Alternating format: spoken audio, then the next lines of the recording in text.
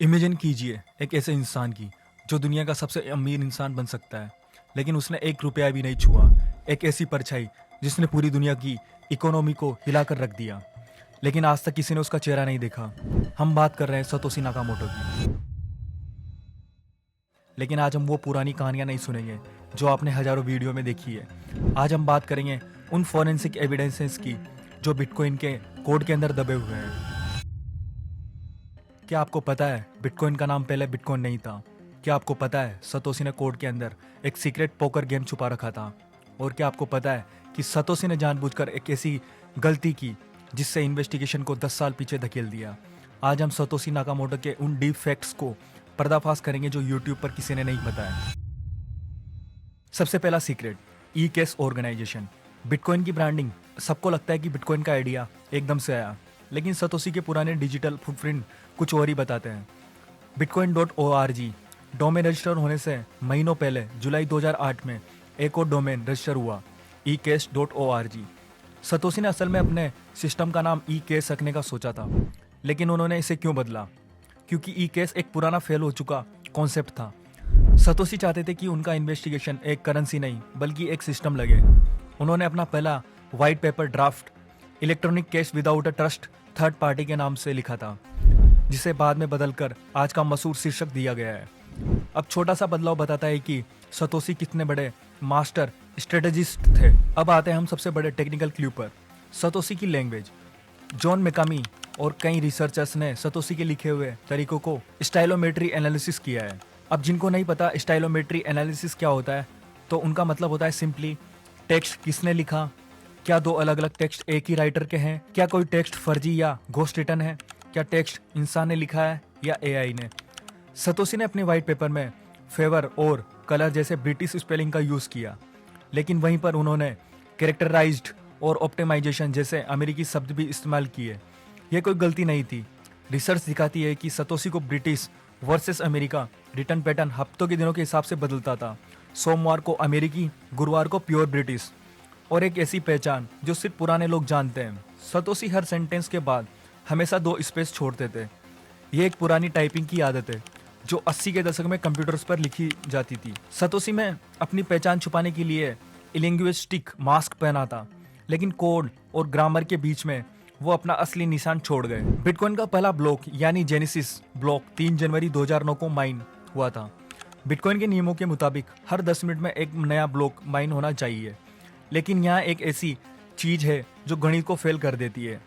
Genesis block, उसके आगे block 1 के बीच में पूरे 6 दिनों का गैप था। 6 दिन ही क्यों? कई लोग कहते हैं कि सतोशी जेनेसिस की बाइबल संबंधित कहानी, बाइबल की सृष्टि की कहानी को कॉपी कर रहे थे, जहां दुनिया 6 दिन में बनती थी। लेकिन तकनीकी सच्चाई कुछ और है। इसे प्रेनेंट परिकल्पना यानी प्रेनेंट हाइपोथेसिस कहते हैं। सतोशी ने जेनेसिस ब्लॉक माइन करने के बाद 6 दिनों तक नेटवर्क को निजी तौर पर प्राइवेटली रखा, परखा, टेस्ट किया और हजारों ब्लॉक माइन किए या डिलीट कर दिया, ताकि जब पब्लिक नेटवर्क शुरू हो तो वो एकदम सही, परफेक्ट हो। वो 6 दिन सतोशी के अकेलेपन और बिटकॉइन की जांच का सबसे बड़ा सबूत है। ये फैक्ट आपको किसी न्यूज चैनल पर नहीं मिलेगा। बिटकॉइन वर्जन 0.1 के सोर्स कोड में सतोशी ने कुछ ऐसी चीजें छुपाई थी जो आज के बिटकॉइन में नहीं है। कोड के अंदर इंटीग्रेटेड मार्केट प्लेस का पूरा फ्रेमवर्क था।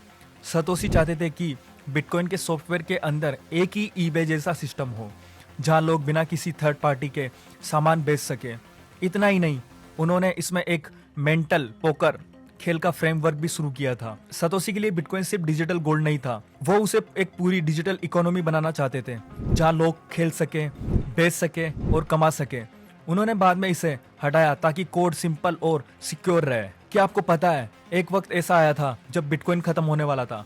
15 अगस्त 2010 एक अननोन हैकर ने बिटकॉइन के कोड में वैल्यू ओवरफ्लो बग ढूंढ निकाला और चुटकियों में 184 बिलियन बिटकॉइन बना दिए। सोचिए, टोटल सप्लाई 21 मिलियन होनी थी, लेकिन एक ही ट्रांजैक्शन में 184 अरब। अगर सतोशी उस वक्त एक्टिव नहीं होते तो बिटकॉइन का वैल्यू आज 0 होता। सतोशी ने 5 घंटे के अंदर एक नया अपडेट निकाला और पूरे ब्लॉकचेन को पिछले सही ब्लॉक पर वापस कर दिया, यानी रोल बैक कर दिया। ये बिटकॉइन की पहली और आखिरी इमरजेंसी सर्जरी थी। अब बात करते हैं सतोशी के खजाने की। 1.1 मिलियन बिटकॉइन, लेकिन कैसे पता चला कि ये सतोशी के ही है? रिसर्चर सर्जियो डेमियन लर्नर ने एक पतोसी पैटर्न डिस्कवर किया। उन्होंने देखा कि नेटवर्क के शुरुआती साल में एक ही माइनर ने 22,000 ब्लॉक माइन किए थे। इस माइनर का सॉफ्टवेयर बाकी सबसे अलग था। इसके माइनिंग ग्राफ में एक डबल हेलिक्स पैटर्न दिखता था, यानी इंसानी डीएनए जैसा दिखने वाला पैटर्न जो सेम डीएनए जैसा लगता था। यह पैटर्न दिखाता है कि सतोशी ने कभी भी सिक्के कमाने के लिए माइनिंग नहीं की। उन्होंने अपनी माइनिंग स्पीड को बार बार कम किया ताकि नए लोग नेटवर्क में जुड़े। उन्हें सिर्फ नेटवर्क को 51% अटैक से बचाने के लिए माइनिंग की थी। सतोशी एक परोपकारी बिबिलियन डिक्टेटर थे जिन्होंने सिर्फ सिस्टम बनाया लेकिन उसका फायदा कभी नहीं उठाया। सतोशी नाकामोटो कौन थे? हाल फिनी, निक जाबो या कोई समूह?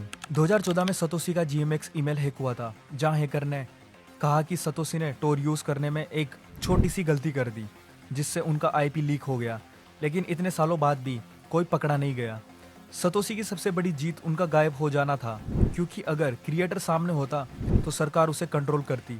आज बिटकॉइन का कोई मालिक नहीं है, इसलिए बिटकॉइन सबका है। सतोशी ने हमें सिर्फ पैसा नहीं दिया, उन्होंने हमें आज़ादी दी है, और शायद उनकी पहचान का रहस्य ही बिटकॉइन का सबसे बड़ा सिक्योरिटी फीचर है। आपको क्या लगता है, सतोशी आज भी हमें देख रहे हैं? कमेंट में बताइए, और ऐसे ही डीप रिसर्च के लिए सब्सक्राइब कीजिए और हमारे चैनल को सपोर्ट कीजिए। Thank you so much.